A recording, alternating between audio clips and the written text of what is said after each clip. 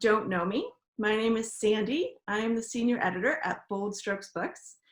And we are in the midst of a global pandemic. So we're all, most of us, stuck at home and looking for something to do. And I thought it would be a cool idea to bribe one of my friends and just do a really quick video interview. Rachel is Rach, Scotty, call her whatever you like. Whatever. Whatever. She is a reviewer. And I just thought it would be cool to ask her the questions for once, get the inside scoop on what it's like to review lesfic, all the ups and downs and obstacles and intrigues that come with that role. So hi, welcome. Thanks for doing this. No problem. Anything for you. Yeah, I'm really excited to talk about reviewing lesbian fiction novels. It's like my drugs of choice. I love it. Drugs of choice. Yeah. Well, so happy to be your dealer. So pick me up. Yeah, well, one of. Yeah, that's true.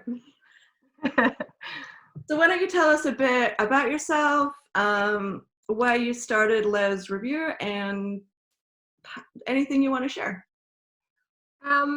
Well, I suppose the reason I started it was because it took me so long to find it, is the truth. I was sitting in hospital waiting to have my son and literally could not find anything else to read. I was bored out of my mind. So I used to use a company called Booktopia. I don't know if they're just Australian, but was on there looking for my next read, and this little advert kind of came up for lesbian fiction. I was like, what's lesbian fiction? Like, I'm a lesbian, huh? So I clicked on it and all these books came up. Like, it was amazing, like unbelievable.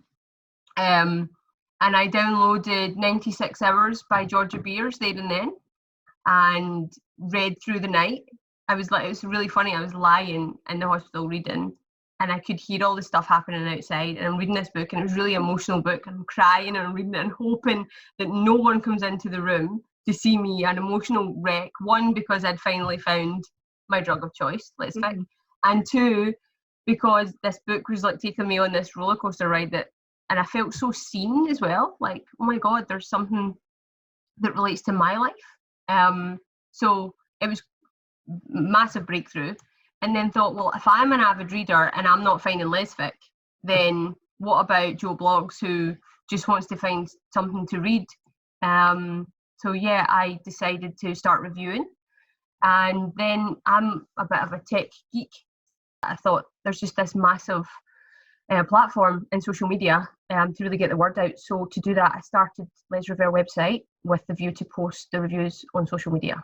And use that as more of a search engine, because the amount of people that use Facebook to search different things, from buying stuff for your house to a new book or a CD or a new artist or whatever. And I thought, if someone stumbles upon this, that's one massive tick. So that's why I started it. And it seems to be doing pretty well. People are emailing me for recommendations and everybody seems to really enjoy the reviews. So I think, yeah, it worked. That's great. Well, I'm definitely one of those people. I have a whole list of book recommendations for you. I know, I love it. So this, just to kind of riff off that, your purpose in reviewing books, is it to kind of bring as many readers as possible to the book? Yes. Yes. Yeah. Okay. Genuinely, that's it. I feel like there's just not enough. This is a really small genre. Not a lot of people know about it. Mm-hmm. I've spoken to numerous friends of mine that are on the LGBT spectrum somewhere and had no idea that this even existed. It's just it's not cool that it's not easily accessible, because there's a lot of people that need this. This is not something that is just a general hobby. There's people that actually need it. Like, they feel really unseen. They feel that they're not in TV really, or movies or books. So I think we need to get the word out there, and more people need to be talking about it. Absolutely. The more the merrier. So tell us about the name that I still can't pronounce, even though I asked you about it. The name. Oh, that name. I regret it, actually. I regret calling it that name. I was telling Sandy before that I have an email template now that I can just send to people because I get so many emails about the name. So there's a little bit of a joke about me being a bit of a daydreamer, and it's Les Rêveur is daydreamer. So I thought, oh yeah, that's kind of cool. It sounds like review. And the lay part, I was like, I'm just going to throw an S on the end, lesbian review. Let's just do that. And so it's Les Review, but it's not grammatically correct. So there's a lot of people, French people in particular, who have emailed me and been like, hey, do you know that this isn't actually correct because you're a woman, and I'm like, and it should be the feminine. I'm like, yeah, I know, but I do lesbian reviews. So the les part is the lesbian, and the review, the revere, is the review part. Yeah. And it means daydreamer, and there's a bit of a backstory behind that from like family members and stuff. And yeah, so that's the reason, but it doesn't make sense to everyone. Well, now you're stuck with it forever. I like it. Yeah, I'm stuck with it forever. Yeah, and I should have just went with something like dead simple, like lesbian. Oh no, I couldn't be the lesbian review. There's already a lesbian review, but you know, like something like simpler than what I've currently got. I don't know. Gives you a good talking point. Yeah. So how do you choose what books you're going to review? I think a lot of the books that come in, the authors have already read our submission terms on the website. Mm-hmm. So most books that come in are geared to what I like to read, which is anything lesbian fiction with an undercurrent of romance. Okay. Is normally like I love, or erotica. So yeah, I genuinely I don't tend to choose. We do have a lot of reviewers now, and I'm very lucky because I'm the head honcho. I read what I want from the list that comes in. But there's a lot that I have to read. So a lot of the time, what I'll do is I'll look and I'll go, I really want to read that book, but I can't. Yeah. Just don't have the time. So one of the other reviewers will read it. I do get emails from authors who particularly ask for a particular author, a particular reviewer. Mm-hmm. But I'm very honest in the fact that sometimes I have to say it's going to take like 4 weeks because I'm so behind, or I've got so many books to get through. So really, it's not. I don't really choose. It's more about what I've got time to read. Mm-hmm. Anything that comes off of NetGalley, I review because it's my account, my personal account. Okay. So a lot of the time that stuff is reviewed by me, but everything else is kind of up for grabs between the reviewers. Cool. And how many reviewers do you have in your team? There's 9 of us just now. Wow. But we all kind of there's 9 of it. Well, we have a lot of books. And I don't read 5 books a week anymore. I used to, when Rory was a baby, read 5 books, between 4 and 5 books a week, because I was up during the night feeding him and reading. Like, babies don't talk. So it was like, I was at home on my own. So, I read a lot. I don't read that much anymore. I probably read 2 books a week now. So that half things straight away. So I needed help. Yeah. And then the more people knew about us, the more books I would get. So it was getting bigger and bigger and bigger. I just wasn't able to cope with all the books. So that's when 2 books a week is awesome. Yeah, I do. I stay up way too late. I do not sleep enough, and I stand in the kitchen at lunchtime eating like this while I'm reading. I'm terrible. Laura, my wife, is always saying, she's like, you've never got a book out of your hands, and I'm like, she's like, you're either reading to Rory or you're reading. And I was like, oh, maybe I need to read to you, because that's me. I'm always reading. I've either got the audiobooks on, or when I'm cleaning the house, or I'm reading something. But yeah, I don't get through more than 2. 2. Pandemic, maybe 3 a week just now. Pandemics are good for something, right? Yeah, exactly. I've got Amy Bright, who helps me with a lot of the back end stuff as well. She's awesome. So I'm actually got really lucky, because what everybody doesn't see is that we've actually got a really tight friendship behind the scenes. So there's actually one of the reviewers that has her own website. So she reviews on her own website sometimes, and sometimes she reviews for us. But we're so tight, and so we have such a laugh together. And we talk about, like, we have a bit of a ongoing joke, because the notes that I take when I read a review is very different to what everybody sees. There's a lot of swearing. There's a lot of, oh my God, did that just happen? Like, like stuff like that. Like, I just write random shit on a piece of paper. And what's really good is I can then go to these guys and go, have you read that yet? Have you read that? That's like, I mean, that's not, like, I'm not, like, this is a 5-star book, right? Like, I'm not seeing that. So it's good to have people that you work with and that you can throw things off of. And there's been times where I've went, I love that book, and they've all gone, Rachel, that's like not a very good book. And I'm like, I loved it. And they're like, really? Really? Did you? So it's really good for that perspective as well. Yeah, because it's often really subjective, isn't it? Some people will love it, some people not so much. Yeah, we've actually, a couple of times now, I've had reviewers review a book and gone, 2-star book. And then one of the other reviewers has gone, well, I actually read that personally and thought it was more of a 4-star book. And I've said, well, do you want to review it then? Because if you think it's 4-star and this reviewer thinks it's 2-star, then we're all about our whole brand is about positivity and making sure that we're putting positive things out there, right? So let's go with the 4-star review over the 2-star review. So that's happened a couple of times. That kind of leads to an interesting point. What happens if nobody likes a book? What do you do then? My heart breaks a little bit, actually. It breaks. Oh, I appreciate that. I am not good at delivering bad news. And we only review things that are above 3 stars, because the reason I'm doing this is to get the word out there, and I don't believe you can do that by spreading negative things, right? And if something's below 3 stars, it ain't a positive review, in my personal opinion. So what I decided to do is really keep it, like, anything below that, we're not going to review it. We'll email the author and just tell them that it didn't work for us. But it's really hard to tell someone that has put their heart and soul into this that unfortunately it didn't work for us.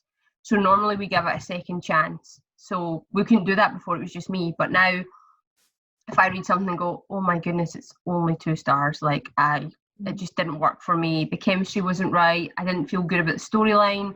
It didn't have an epilogue or something like that I love that no one else seems to care about. Like, just didn't feel right about it.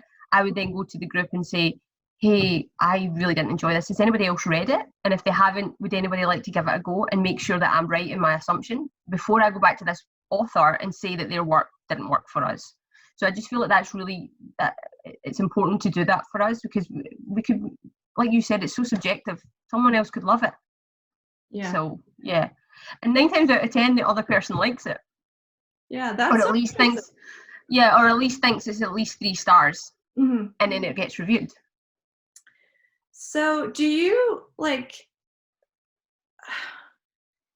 have some sense of picking and choosing which books go to which reviewers? Like, I just know with my job, when I'm deciding, who's going to be the editor for a certain author or a certain book, there's a bit of, skill and, like, kind of figuring out, like, which personalities mesh, which, editor has the right skills for what the book needs. I do a little bit and a little bit not. It's a bit of a balance. I trust the reviewers implicitly, so I do, when it comes to choosing books. So when we have a Trello, I don't know if you've heard of Trello, it's like how I run my life. Trello board, and we have, like, all the books on the Trello board, and then we have all the reviewers beside it, and then they'll drag and drop books that they would like. There has been times that reviewers have gone, you know what, this book is something I really want to read, and they put it in, and I'm going, you know what, that's crime, and I really think such and such would be better with that, because that's just really where they are, like, but if they don't like it, you're next in line for it. Yeah. Kind of thing. However, I have emailed reviewers behind the scenes and said, actually, I think I emailed Jude recently and said, this book's come out and I've just read the synopsis for it and this just sounds so up your street. Do you want to review it? And she was like, 100%, like, I'll review it. So, and that's it. I know, like, because we know each other, I know that. But then we also know each other's personal lives quite a bit.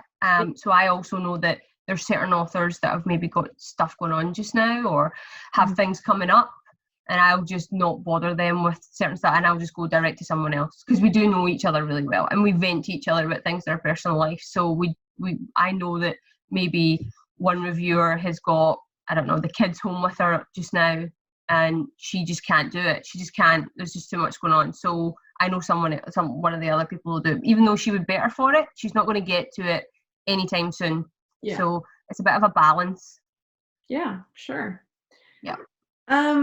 So what are the skills of a good reviewer? Like what makes, a good book reviewer? I think honesty is key. I think you need to be ready to take the hit that someone else isn't going to like the book, or someone's going to love it and you don't like it. Way back when I started doing this, I wrote a review. This is before I kind of went, no, we're only doing 3+ reviews. Reviewed a book that was 2 stars, and they're quite a famous author, and I got quite a bit of backlash for it.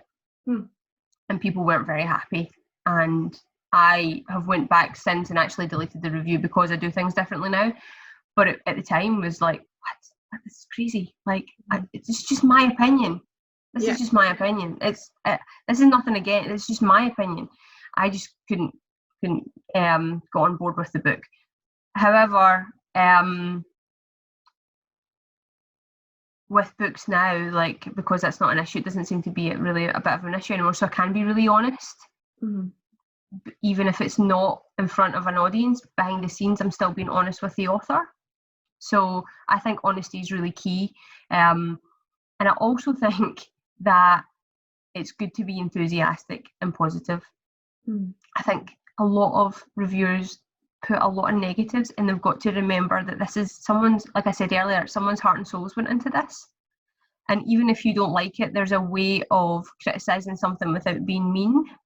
Yeah. I think and I think a lot of people can be quite mean about and not remember that this is someone's work. They've worked hard on this. It's maybe taken them a year to do it. It's not like a quick flash in the pan thing. So yeah, I just think honesty is key, but also finding a way to find the positive even in the negative. Even if you're critiquing something, making sure that it's not too negative that you're hurting someone's feelings. So it really bugs me. It's actually something that really gets me. I read reviews on Goodreads a lot, and I go, like, you could have said that without being mean. Like, you're being mean. Like, let's lift each other up. We don't need to push each other down, Yeah, so, I feel like Goodreads is its own little microcosm. It's not a good place to hang out. It's like, it's not if you're an author, and not if you're an author that's written a book that people aren't on board with. It's actually quite sad. And there's a guy going around just now, I don't know if you've heard of him, Charles, yes, he's famous. This guy should not be famous. This guy should be off Goodreads, and we've all complained about him, but he's still there, bringing us down. This guy really drives me crazy. Every time I see someone saying, oh, just being Charles did again. Like, what is this guy? Where is he? Where can we find him? So for everyone who doesn't know about Charles, Charles leaves exclusively 1-star reviews for only lesfic, I think. Yeah, that's right. I haven't seen it for any other kind of book. No, only lesfic.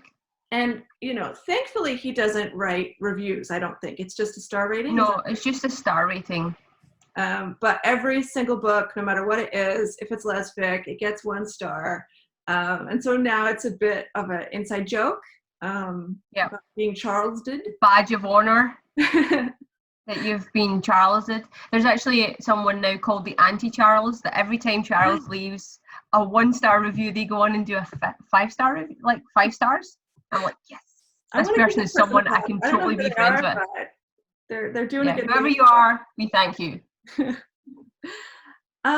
So this leads me to wonder, is there a criteria that you use when you're doing a review? Like, do you look at the same sorts of elements for each story, like character and plot and that kind of stuff? Is there any? And it's a bit of a balance.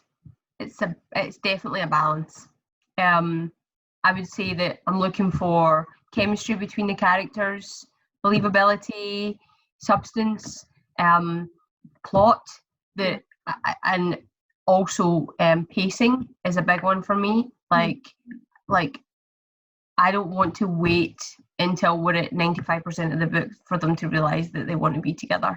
Or I don't want to wait until 95% of the book for them to stop this. Oh, should we, shouldn't we, kind of thing. I'm like, that's a 50% mark. So there is certain things like that, but there is other side of it where I can read a book and it will totally blow me away. One of the book was Thorn by Anna Burke.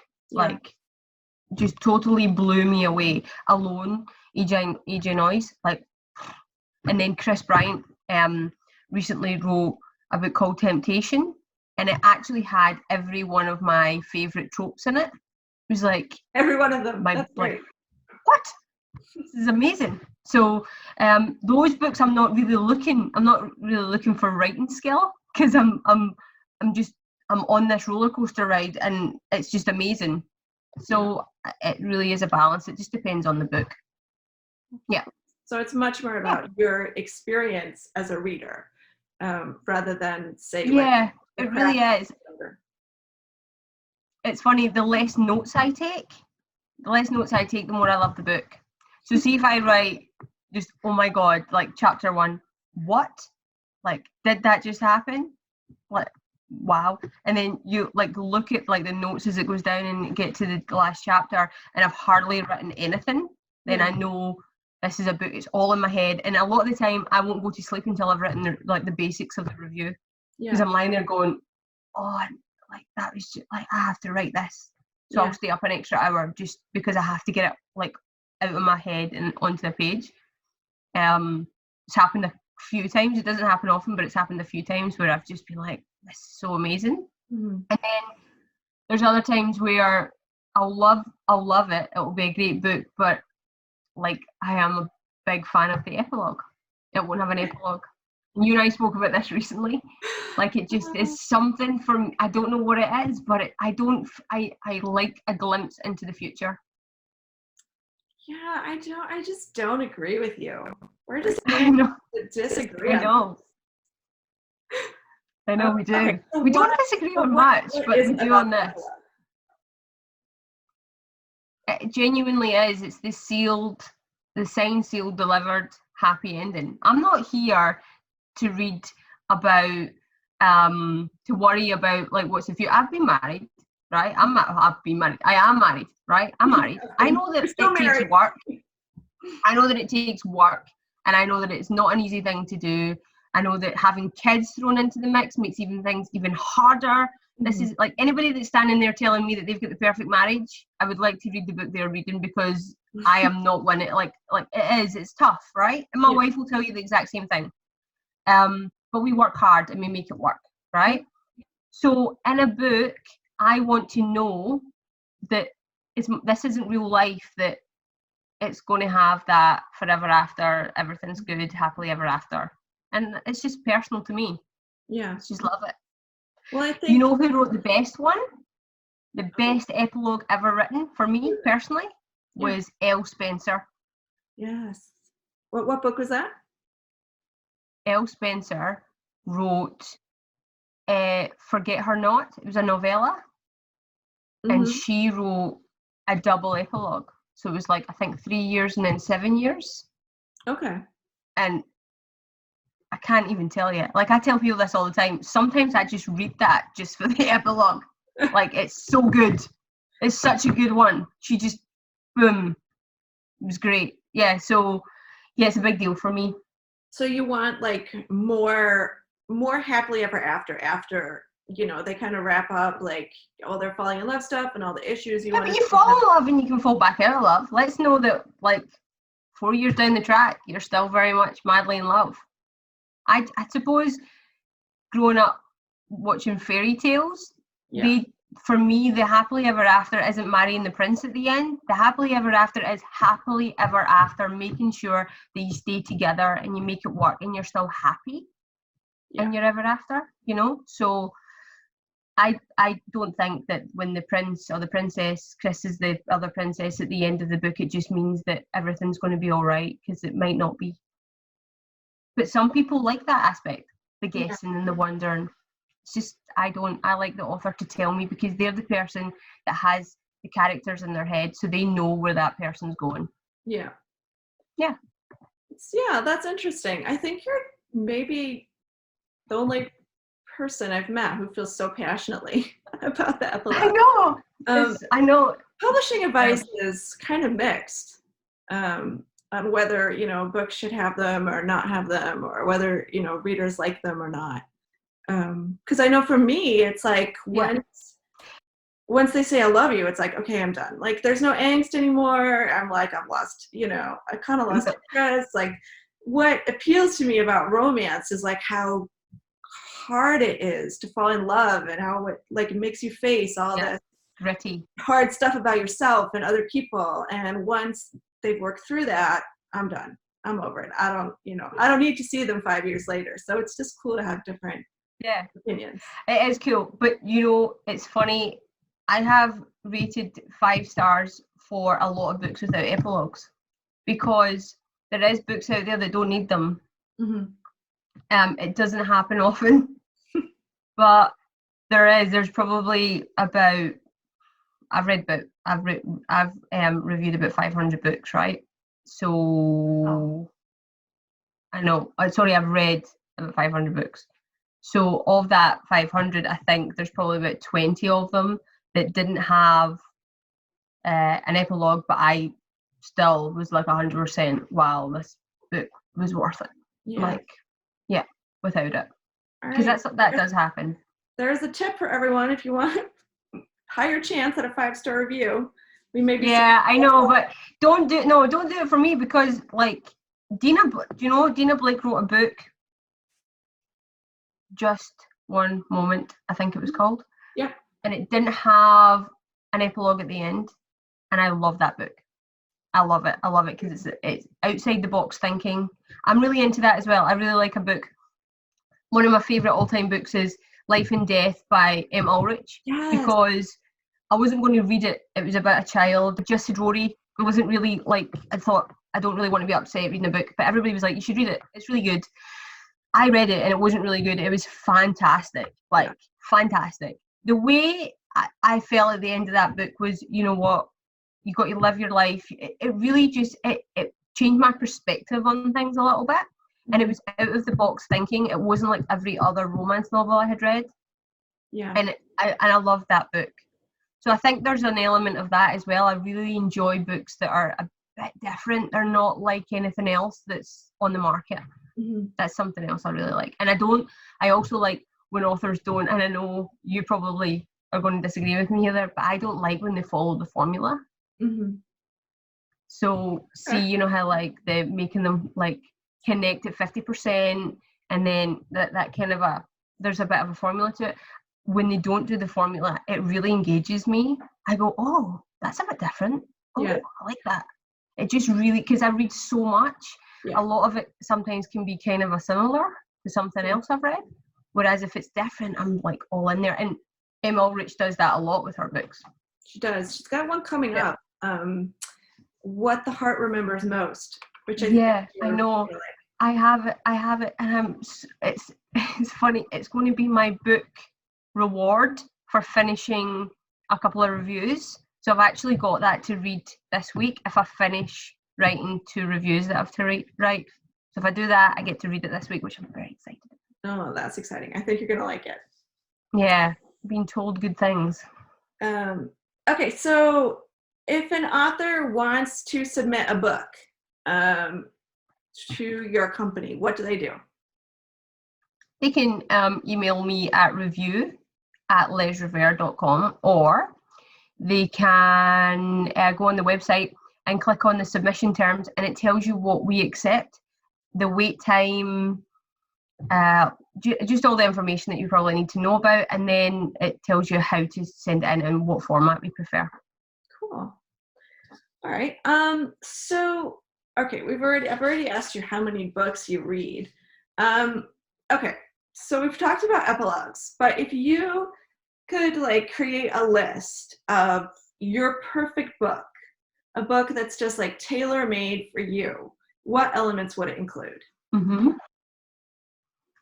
Romance. Mm. Good sex. Always a must. Always a must. But not like general sex, like something a wee bit spicier maybe. I like a bit of eroticism in my books. What else? I love age gap romances. I love a bit of the butch femme mix up. What else? I like, I actually really enjoy, I think this is personal though, I like when there's a mum in the book who is just like, thinks that she's just a mum, and all of a sudden she's not just a mum, she's sexy and vivacious and people want her again, and something like that appeals to me. And I like the Ice Queen kind of vibe as well.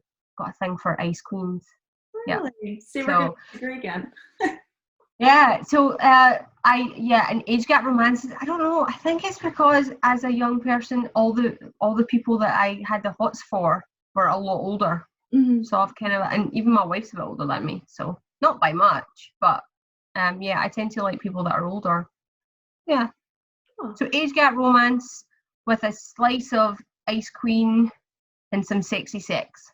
All right, there you go, guys. Got your list. What's yours, Sandy? My favorite trope. Oh gosh. I'm gonna say like forbidden passion, forbidden love, wanting someone you can't have. Yeah, that I think is my favorite. Like the boss employee kind of thing, or? Yeah, I mean any kind of setup, but it's just something really sexy about like having to hold back. And not being able to, go for it, and having to, kind of keep yourself in check. I like that too. I joke with Rad that my favorite book of hers is Above All Honor. And it only has one sex scene, but I think it's one of the most sexiest books because the whole book is her character Cam kind of resisting Blair's, allure and Blair's sexuality, and Blair trying to, like crack her, right? Blair's like trying her best to get Cam interested in her and get her to make a move, and Cam's trying to resist her, and that just kills me. Yeah, I absolutely agree. That was something that was an extra little enticement in that book, like it really, I think that whole series actually, because really they should never really be together. Yeah. Like even as time goes on, they're still not really supposed to be together, even though they are. It's not really, I agree with you. It's a good series. Okay, so let's change tracks just a little bit. Okay. Because what does that mean? If people out there in the world don't know already, I am here to tell you that Rach has written 2 short stories, 2 published, and I would like her to do a little self-promo and tell us about them. A couple of questions. So why don't we start with your newest one, I think, Home for Good. Yes. Yep. So that's about a woman who works. So I'm from Glasgow in Scotland, and we have oil rigs that are offshore. And there's one woman that works on the oil rig, so she's away for like 3 months at a time, and she's only back for a couple of weeks. So she has an escort service set up when she comes home, she gets an escort, they go out to dinner, and then sometimes they have sex, sometimes they don't. It's more about companionship. And she's home, and this woman knocks on the door, and she thinks it's her escort, and she opens the door. It's not. It's the owner of the company who is there to say, the escort that was booked for you tonight isn't going to show up. Yeah. She's left the company. And I'm here to say that I'll have dinner with you, but I don't have sex for money. I just own the company. And they go to dinner, and it's a different element for her. And yeah, it's a bit sexy, I think, but it's got, I think I ramped up the romance in this one a little bit more. Yeah. I really enjoyed writing it. It was a bit fun. I'm not going to ever be like an author over a reviewer. I prefer reviewing books to writing. Never say never. Careful now. Never say, well, we'll see. But yeah, I enjoyed writing that. It was fun. It was something that I felt I really wanted to tell the story. So it was fun, yeah. And the other one is called The Lucky One. And it's about a woman's fantasy for someone she's sleeping with to come to her office and basically do all the things that she's wanted sexually in her office and live out that fantasy with her. And that got some light BDSM. Yeah, very light. I started light. Yeah. Yes. But I think if I write anything next time, it will be more structured around a harder, not harder, maybe harder. More, yeah, I think that we'll ramp up the BDSM. I wrote something recently, very basically, I was sitting bored, and I just wrote something really quickly, which is a lot more intense. Yeah, so that I might finish that up and throw it on Amazon at some point. We'll see what happens. Oh, I'm excited. Yeah, I don't think I like writing short stories. I feel like that is probably where my strength is if I'm going to write anything. But you never know. We'll see. I'm too busy right now, so I like reading. I love that there's other. I actually have a book, like my little black book, but it's filled of ideas because I have so many ideas. So hoping it would be filled with women. Come on, that's what a black book's for. Yeah, I wish it was. No, I don't. You're married. No, I don't. I don't know. I don't. Laura would kill me. She probably want to look in the book. No, I'm kidding. Laura's great. I'll be sitting with her and go, oh my God, how good's this idea for a book? She's like, write it in your journal. I'm like, oh, okay. Yeah. I write it down. But it's now full of these ideas. Yoga instructors, meeting someone in a playground, like you name it, like my bosses, there's a ice queen waiting to happen. Yeah, there's an ice queen waiting to happen. Or I constantly. It was funny. We were at an event it was last year, and it was like a community fair, and there was this really hot cop, really hot, like Reese from the P-Town series. Hot, right? Anyway, as soon as I got home, I was like, idea, and there's like 4 pages of cop story ideas. Yeah. Like, don't see if anybody ever is like a bit stuck. I've got a book full of ideas you can have. Ideas. All right. Yeah. I feel like we should have like a short story collection based on Rachel's little black book. We should call it the Little Black Book. I know, right? And we could have like a competition because you'd have to review them all and pick your favorite. I feel like I like that. Like everybody that writes in, I'll give them the trope that they've to write and the word count. Yeah. Yeah, it'd be fun. A little 2-sentence, plot they have to write to. I think that would be fun. Yeah. I've never written anything though without prompt. That's the thing. Like that, what I wrote recently was really without prompt. That's probably the first time. But yeah, I've never really written anything without. So I think I need to maybe push myself a little bit more and see what I can come up with. People really love The Lucky One.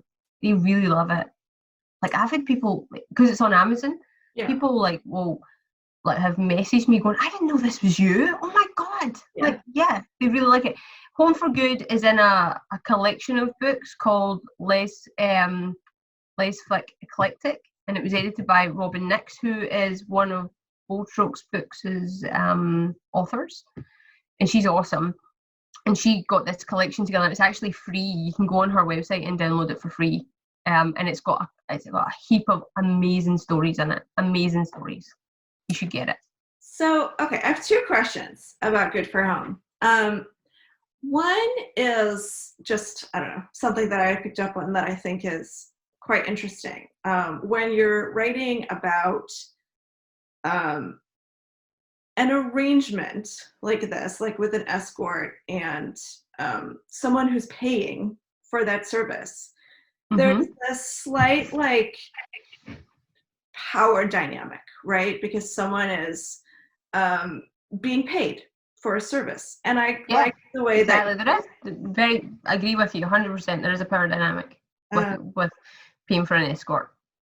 But the way that you did it was like, oops, you know, the person that you paid for is, you know, unable to make it, so we're just going to keep this really, you know, PG, just dinner, and then of course she gets convinced otherwise, and she makes a specific point of saying, okay, but this part is for free. This part you don't, because she doesn't take money for sex. Did you make that choice? Was it just your characters kind of evolved that way, or did you make that choice specifically as a writer? So originally, that's not the story I was submitting for that anthology. So this original story was the woman who didn't show up. The woman that was the escort. And I've still got like maybe 7, didn't admit this earlier on, but I'll admit it now. I've got 7 chapters of that written because it actually became something that was much more intricate than just a short story. So I already knew that the boss was in her hierarchy. Like she was like, yeah, I've been an escort. I don't do that anymore because I own the company. Like it's almost like she stepped above it. She's above that now. And you don't get that story because you've not read the other part. And I kind of wanted to keep that separate just in case anything ever came of that other story. But Jessica is very much, she's done. That's just not who she is anymore. And I think to go back to that would be an undercurrent of, like you saying, the power dynamic again changing. And I really liked that she was like, no, this is who I am now. Get with it. Like, if you want to be with me, I'm up for it, but I'm not doing it because there's a connection here and I want to see where that goes. Yeah. But if it was the other women, it would have been a very different story. Yeah, sure. I just like the way you handled kind of the power dynamic and the payment, and kind of was able to maneuver around those things, because when you're writing romance particularly, you never want to give the impression that, oh, this person feels obligated or it's money or anything like that. So I thought that was really well done. Well, that was the thing. I wanted to make sure that she didn't have enough time to call Jay and say, Jay, you know what, we need to reschedule. So she gets the phone call on her way home, like, I'm not going to be there for this client, so she has to go. But on her way there, she's like, right, well, how am I going to deal with this? And she said, I think I've been in those situations before, like not in that situation, but I've had to fill in for people, like in work commitments, but I maybe don't have the skill set, or my skill set is maybe above that or below it in some way, and I have to go in there and go, well, this is what I can do, but there's a limit to what I can do. And I think that actually empowers that character a little bit. I agree. Yeah. The other thing that I really liked about this story was that there's a dual first person point of view. So you go back and forth between your characters, and one identifies as more masculine of center and one is more feminine of center. And I'm so impressed because I can't do that. Whenever I try to write really masculine of center characters from their own point of view, they all sound like really girly girls.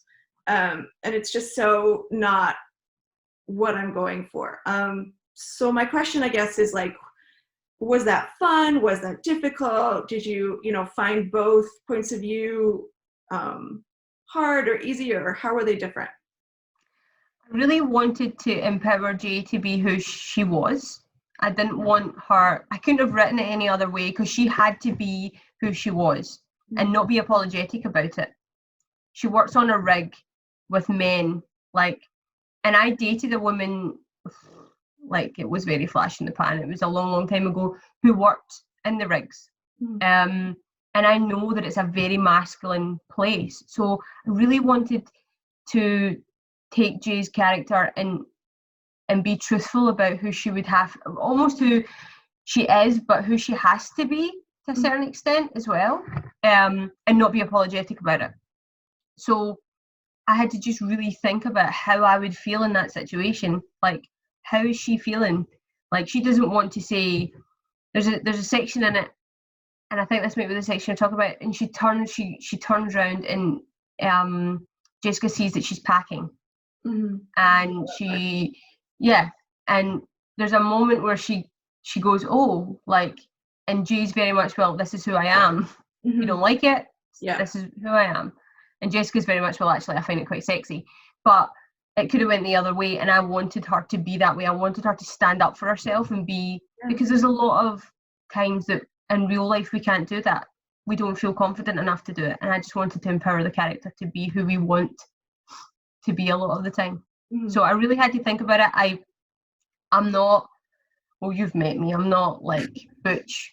I'm not really femme either. I'm kind of I think I really do, I'm probably a bit of a tomboy who likes her makeup and her hair done. But I really just wanted to make sure it was done right. And I actually changed that scene 3 times. I took it out, I put it back in, took it out, and then finally went, no, enough. I want it to be there. I want her to really be empowered, and I just left it in and hoped for the best. Yeah. No, I loved it. I thought it was great. Thank you. I appreciate that. So we're talking about characters and kind of asserting yourself and being confident and all that kind of stuff. And I was just thinking that I just wrote a character in my draft who at the beginning of the book is none of those things. And kind of what I like about her is her evolution from someone who is quite shy and quite unsure of herself, and kind of grows into her confidence. So for you, what kind of characters do you like the best? Do you like the kind of very sure of yourselves, confident characters, or do you kind of go for the more shy types? I do like the shy types, actually. Yeah. I don't like both characters to be shy. I think it's hard, I don't know if that would move, right? I don't think it would work for me. I think I genuinely, again, it's just what I like, but I have a thing for tech geeks. I think maybe it's because I am one a little bit. But yeah, I like the shy tech geek meeting the jockey, confident person, but not really that confident person, not going for the tall blonde in the corner, but going for the geeky girl with the glasses and the computer instead. The Velmas of the world, not going for the Daphne, but going for the Velma, and Scooby-Doo was always a thing for me. So I like the shy girls. I think, shy butches in particular. Love a shy butch. Yeah. But yeah, I do. I love that. I love that element of them being really different, really, really different, and their personality, opposites attract. But in that sense, even their personalities, everything is a lot of the time very different. Yeah, I like that a lot. Yeah, I like the shy girls. Okay, so we unfortunately have to wrap up. It's been like an hour. That's amazing. Flies by. Okay, so very quickly, where can people find you, and how can authors and readers and anyone who has an interest, how can they support you and support Les Rêveur, and tell us where you are on the interwebs? So I'm on all social media platforms, Twitter, Instagram. I'm not very good at Twitter. I need to get better, but yeah, I'm not very good at it. I'm going to try and get better. This is going to be my task for the year. I'm going to get better at Twitter, Instagram, Facebook mainly, and I'm on Patreon as well. So drop into Patreon and have a look at what we've got going on there. And the Facebook group is probably where we hang out the most because we're all the same. We're all book geeks looking for our next high. Yes, sure. I love those hot seats. Yeah, they're great fun. Yeah, they're great fun. We're changing things up in July, so we've been doing a hot seat every fortnight. It's going to monthly, because the book clubs are really becoming quite popular. So we're going to do every 2 weeks. I say fortnight. I think in America you say every 2 weeks. So every 2 weeks we'll do the author hot seat, and then in the alternative it will be the book club. Yeah. Okay. So just for people who don't know, the author hot seat is like a kind of like a fast-paced Facebook interview where Rach and anyone else who is interested can post questions. And the author is right there and answers them in real time. It's often a lot of fun. It's a little more kind of relaxed than a more formal interview. And it's over an hour. It's only over an hour.